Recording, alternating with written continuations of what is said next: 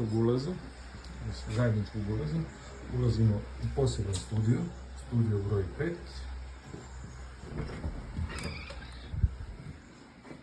Također dvokrevetni studio.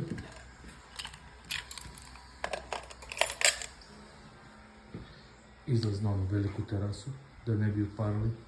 Samo ću vam pokazati, to je ovaj ovdje deo.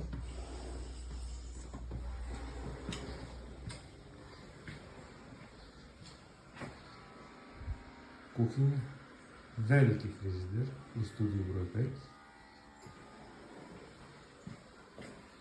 5. I iza ovog zidića su dva single kreveta.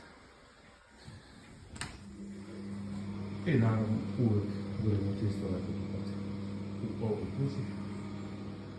Ovdje otvarate ova velika balkonska vrata i imate pregršt svetlosti. Kuhinja.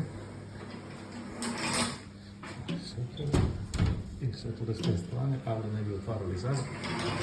Ogromna balkonska vrata koja pružaju mnogo svetlosti.